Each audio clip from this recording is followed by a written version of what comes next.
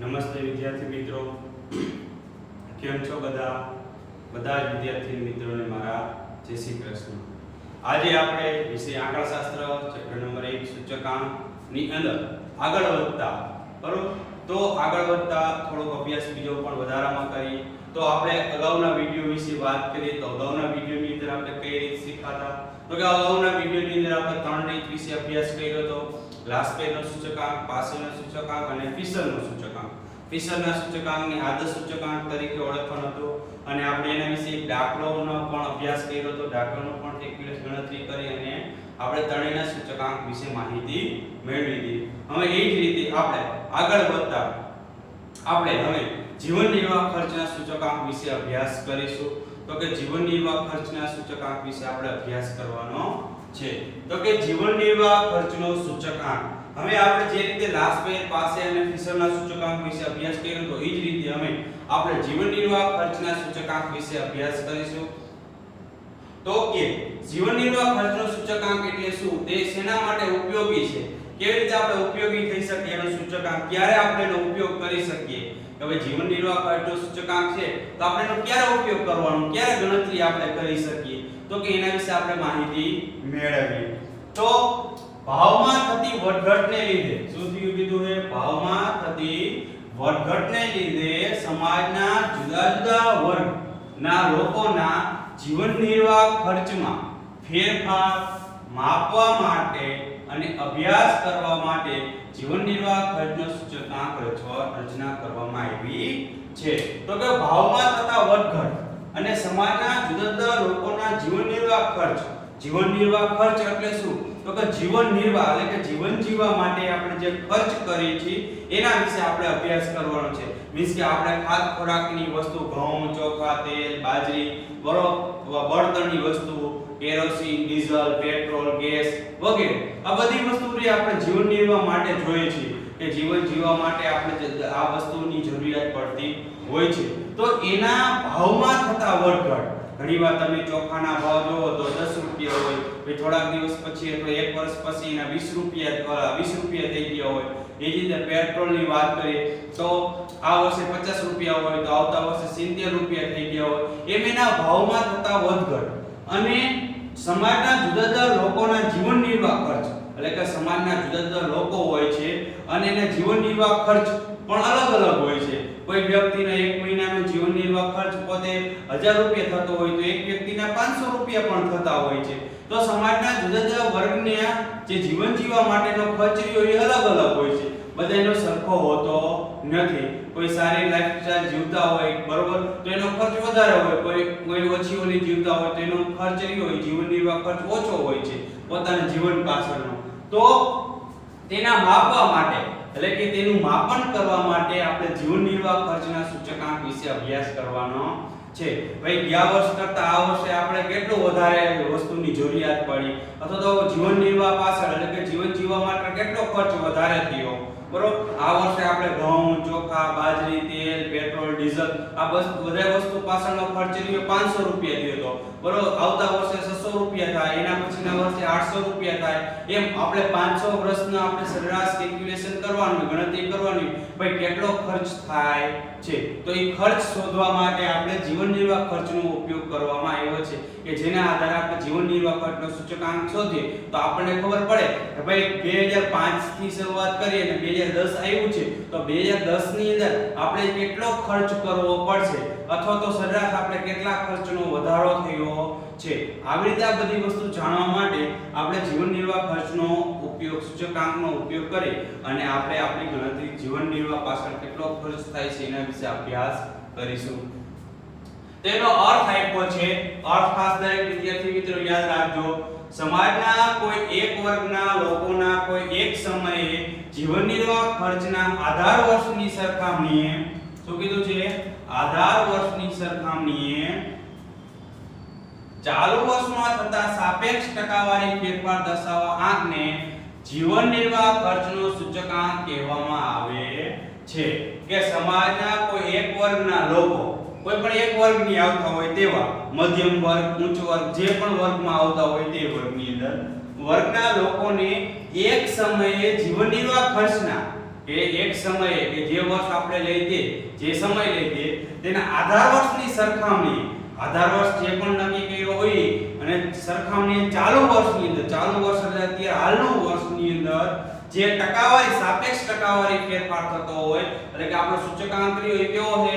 સાપેક્ષ ટકાવારી ફેરફાર છે, એટલે કીધું છે સાપેક્ષ ટકાવારી ફેરફાર દર્શાવવા આંકને જીવન નિર્વાહ ખર્ચનો સૂચકાંક કહેવામાં આવે છે. એટલે આધાર વર્ષની સરખામણીએ ચાલુ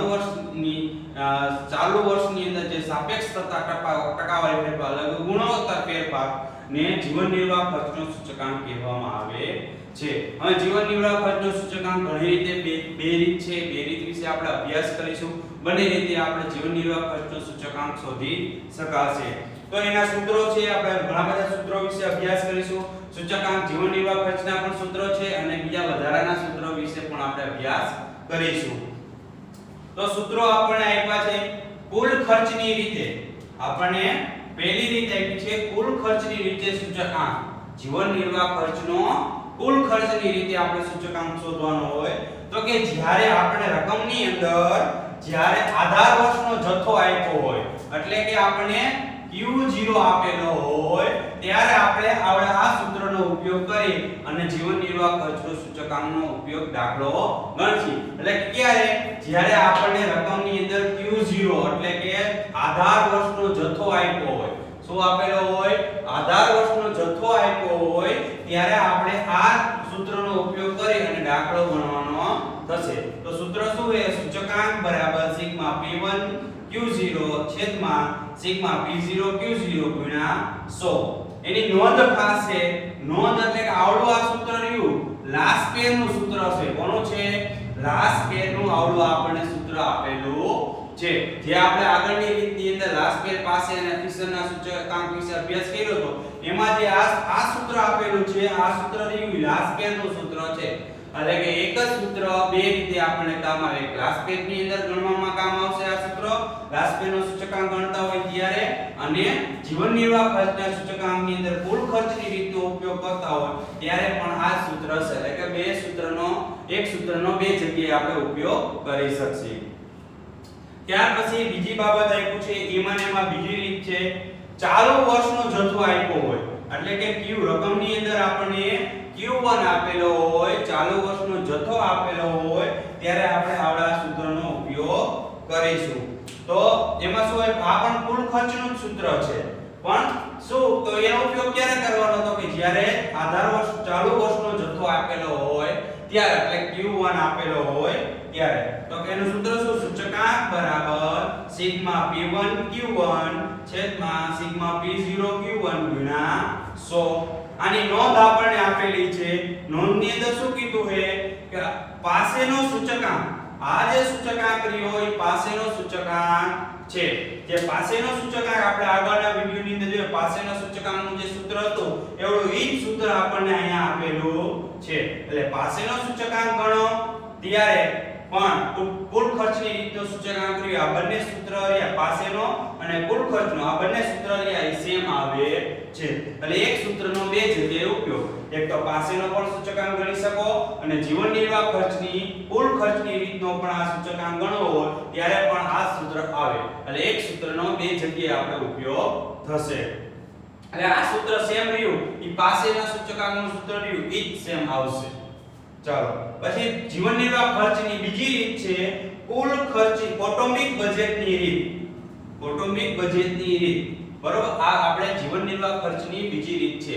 આ રીત તમે આગળના વિડિયોની અંદર અભ્યાસ કરી ગયા. ભારિત સરેરાશની રીત, ભારિત સરેરાશની રીત કયો કે કૌટુંબિક બજેટની રીત કયો, બંને રીત રે ઈ સેમ આવે છે અને બંનેના સૂત્ર પણ સેમ આવે છે. તો એનું સૂત્ર શું? તો કે સૂચકાંક બરાબર સિગ્મા IW છેદમાં સિગ્મા W, જ્યાં I બરાબર P1 ના છેદમાં P0 ગુણ્યા 100 અને જ્યારે W શોધવું હોય તો W નું સૂત્ર શું થશે? P0 ગુણ્યા Q0. P0 Q0 આ આપણે W નું સૂત્ર કે W જ્યારે રકમની અંદર નો આપેલો હોય અને આપણે શોધવો હોય ત્યારે, અને રકમની અંદર I નો આપેલો હોય અને શોધવો હોય ત્યારે. એટલે આ થી આપણે કૌટુંબિક બજેટની રીત અથવા તો ભારિત સરેરાશની રીત, બંને રીત રે સેમ રીત છે. ત્યાં કઈ વધારાના સૂત્ર, આ આપણે સૂત્ર જોયા હતા જીવન નિર્વાહ ખર્ચના શોધવાના સૂત્ર જોયા હતા. હવે જે વધારે સૂત્ર આપ્યા છે એનો અભ્યાસ આપણે કરીશું. તો આ બધા સૂત્રની ટૂંકા દાખલાની અંદર કે બે ગુણના દાખલાઓ અથવા તો એક ગુણનો દાખલો પૂછાતો હોય એની અંદર આવા સૂત્રનો ઉપયોગ થઈ અને દાખલા ગણવાના થશે. તો પહેલું સૂત્ર છે નાણાંની ખરીદ શક્તિ તમારે શોધવી હોય તો નાણાંની ખરીદ શક્તિનું સૂત્ર શું? તો કે નાણાંની ખરીદ શક્તિ બરાબર 1 ના છેદમાં જીવન નિર્વાહ ખર્ચનો સૂચકાંક ગુણ્યા 100. સૂત્ર શું? 1 ના છેદમાં જીવન નિર્વાહ ખર્ચનો સૂચકાંક ગુણ્યા 100. આ થયું નાણાંની ખરીદ શક્તિનો સૂચકાંક શોધવો હોય. એ જ રીતે વાસ્તવિક વેતન શોધવું હોય તો વાસ્તવિક વેતનનું સૂત્ર શું? તો કે વેતનના છેદમાં જીવન નિર્વાહ ખર્ચનો સૂચકાંક ગુણ્યા 100. તો કે વાસ્તવિક વેતનનું સૂત્ર વાસ્તવિક વેતન બરાબર વેતનના છેદમાં જીવન નિર્વાહ ખર્ચનો સૂચકાંક ગુણ્યા 100. જીવન નિર્વાહ ખર્ચનો સૂચકાંક તો કે જીવન નિર્વાહ ખર્ચનો સૂચકાંક શું? તો કે ચાલુ વર્ષનો ખર્ચ છેદમાં આધાર વર્ષનો ખર્ચ ગુણ્યા 100. હવે જો આ જીવન નિર્વાહ ખર્ચનો સૂચકાંક અહીંયા ખર્ચ આપ્યો તો ખર્ચ અન્ય કોઈ બીજી વસ્તુ આપેલી હોય, ભાવ આપેલો હોય, જથ્થો આપેલો, જે આપેલું હોય તો અહીંયા લઈ લેવાનું. આપણે ખર્ચ તરીકે લીધો એટલે ખર્ચ આપણે ગણવાનો હોય. ખાલી જનરલી જીવન નિર્વાહ ખર્ચ રહ્યું આપણે જીવન નિર્વાહ ખર્ચનો સૂચકાંક એટલે આપણે ખર્ચની બાબત જાજી હોય એટલે આપણે અહીંયા ખર્ચ લીધું. તો ચાલુ વર્ષનો ખર્ચ છેદમાં આધાર વર્ષનો ખર્ચ ગુણ્યા 100. તો આપણે આ સૂત્ર વિશે અભ્યાસ કર્યો. બીજા હતા એટલે બધા અગાઉના વિડિયોની અંદર જોયા. આ સૂત્ર રહ્યા એ પણ દરેક વિદ્યાર્થી મિત્રોએ નોટ કરી લેવા, બુકની અંદર સારા અક્ષરે આ બધા જ સૂત્ર લખી લેવા. અહીંયા આપણે બધા જેટલા પણ આખા ચેપ્ટરની અંદર જેટલા સૂત્ર આવતા હતા એ સૂત્ર અમે પૂરા થયા. હવે આ બધા સૂત્રોના આધારે આપણે બીજા વધારાના દાખલાઓ ગણીશું.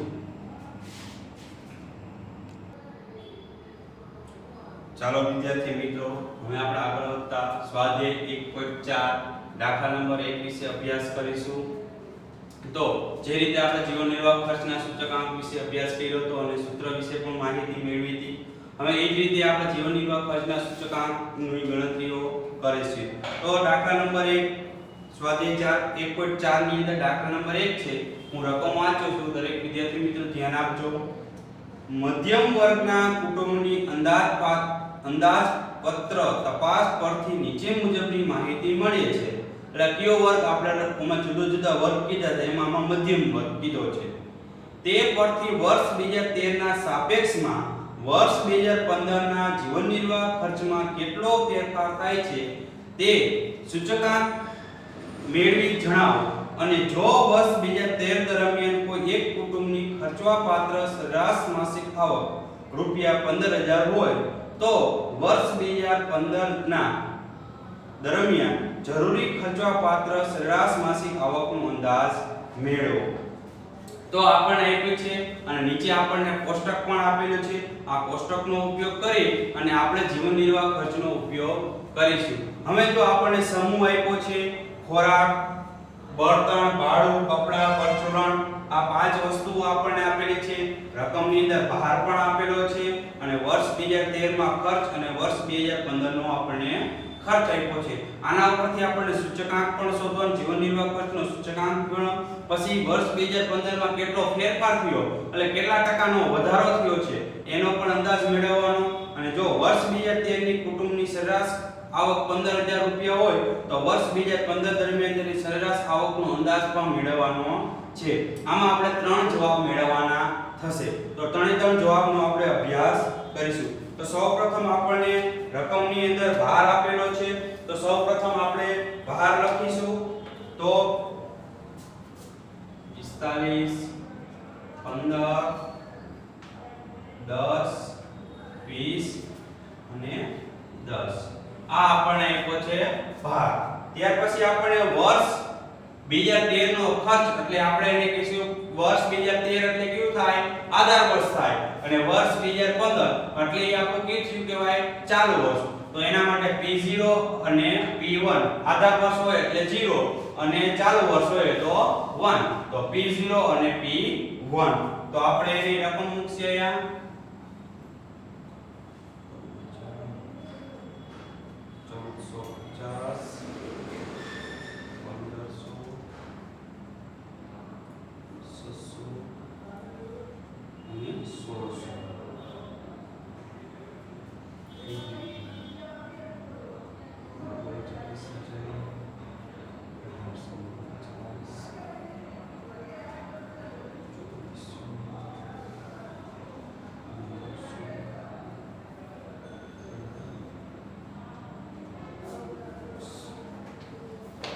ચાલો આ આપણને વર્ષ 2013 અને વર્ષ 2013 અને વર્ષ 2015 એટલે કે આધાર વર્ષ અને ચાલુ વર્ષ બંનેના આપણને ખર્ચ આપ્યા છે. એના ઉપરથી આપણને જીવન નિર્વાહ ખર્ચનો સૂચકાંક શોધવાનો કીધો. તો આપણી પાસે W આપેલો છે પણ I આપેલો નથી. તો કે W આપેલો છે મીન્સ કે ભાર આપણને આપેલો છે પણ I આપેલો નથી. તો આપણે I શોધવો પડશે. તો I શોધવા માટેનું સૂત્ર શું થશે? તો કે I બરાબર P1 ના છેદમાં P0 ગુણ્યા 100. આ આપણું શેનું સૂત્ર થયું? તો કે I શોધવા માટેનું સૂત્ર થયું. ચાલો હવે એનું સૂત્ર મૂકી અને આપણે I શોધશું. તો સૌપ્રથમ ખોરાક, તો ખોરાકનો P1 કેટલો છે? તો કે 3900 છેદમાં P0 કેટલો છે? તો કે 3000 ગુણ્યા 100 બરાબર 130. ચાલો એ જ રીતે બળતણ અને વીજળીની વાત કરીએ તો એનો P1 કેટલો છે? તો કે 1850 છેદમાં P0 કેટલો છે? 1450 ગુણ્યા 100 બરાબર 127.6. ચાલો એ જ રીતે ભાડાની વાત કરી, ભાડું તો એનો P1 કેટલો છે? તો કે 2400 છેદમાં P0 તો કે 1500 ગુણ્યા 100 બરાબર 160. ચાલો એ જે કપડાની વાત કરીએ તો એનો P1 કેટલો છે? તો કે 900 છેદમાં P0 કેટલો છે? તો 600 ગુણ્યા 100 બરાબર 150. ચાલો પરચુરણનો ખર્ચ આપેલો છે તો એનો P1 કેટલો છે? તો કે 1920 અને P0 કેટલો આપ્યો છે? તો 1600 તો છેદમાં 1600 ગુણ્યા 100 બરાબર 120. આ આપણને I મળી ગયો. હવે આપણે શેની જરૂરિયાત પડશે? તો કે જીવન નિર્વાહ ખર્ચનો સૂચકાંક શોધવો હોય તો એમાં IW ની જરૂરિયાત પડે. તો I ગુણ્યા W. તો આ બધો આપણને I મળ્યો અને આ આપણો W. તો ખોરાક માટે IW એટલે I અને W નો બંનેનો ગુણાકાર. તો I આપણો કેટલો છે? તો 130 અને W કેટલો છે? 45. તો 130 ગુણ્યા 45 5850. ચાલો હવે એ રીતે વીજળી બળતણની વાત કરીએ તો એનો I કેટલો આપ્યો છે? તો કે 127.6 અને એનો ભાર એટલે કે W કેટલો આપ્યો છે? તો કે 15. તો 127.6 ગુણ્યા 15 બરાબર કેટલા? 1914. ચાલો એ રીતે ભાડું આપ્યું છે તો ભાડાનો I કેટલો આપ્યો છે? સૂચકાંક એટલે 160 અને ભાર કેટલો આપ્યો છે? 10. તો 160 ગુણ્યા 10 એટલે 1600. ચાલો એ જે કપડા આપ્યા છે તો કપડાનો I કેટલો આપ્યો છે? 150 અને એનો ભાર W કેટલો આપ્યો છે? તો કે 20. 150 ગુણ્યા 20 એટલે કેટલા થશે? 3000. ચાલો હવે એ રીતે પરચુરણની વાત કરીએ તો એનો I કેટલો આપ્યો છે? તો કે 120 અને W તો કે 10. તો 120 ગુણ્યા 10 એટલે કેટલા થશે? 1200. ચાલો આ આપણને IW મળી ગયો અને આ આપણો W. તો હવે W નો સરવાળો કરશું તો કેટલો થશે? 100 અને IW નો બધાનો સરવાળો કરશું તો કેટલા થશે? 13564. આ આપણો IW આવ્યો. હવે આપણે શું શોધવાનું હોય? જીવન નિર્વાહ ખર્ચનો સૂચકાંક. તો એનું સૂત્ર શું? તો સૂચકાંક બરાબર સિગ્મા IW છેદમાં સિગ્મા W. તો IW કેટલું આવ્યું છે? તો કે 13564 છેદમાં W તો એટલે કેટલા? 100 એટલે કેટલા આવશે? 135.64. આ આપણને શું મળ્યો? આ એટલે કે સૂચકાંક આપણને મળ્યો. જીવન નિર્વાહ ખર્ચનો સૂચકાંક કયો? હવે સૂચકાંક શોધાઈ ગયો જીવન નિર્વાહ ખર્ચનો સૂચકાંક. અને બીજી બાબત શું કીધી? તો કે વર્ષ 2015 ના જીવન નિર્વાહ ખર્ચમાં કેટલો ફેરફાર થયો છે તે પણ જણાવો. તો એના વિશે આપણે અભ્યાસ કરશું. તો કે વર્ષ 2015 ના ખર્ચમાં થયેલ, હવે આપણો સૂચકાંક કેટલો આવ્યો? તો કે 135.64 માઈનસ કેટલા કરશે? 100 બરાબર કેટલા થશે? 35.64% નો વધારો થયો છે. બરોબર? 35.64% નો વધારો થયો. કે વર્ષ 2013 ની સરખામણીએ વર્ષ 2015 ના ખર્ચમાં થયેલ કેટલો વધારો થયો? તો કે 35.64% નો વધારો થયો છે. તો આપણને કીધું કેટલો ફેરફાર થયો? તો કે 35.64% જેટલો ફેરફાર થયો છે.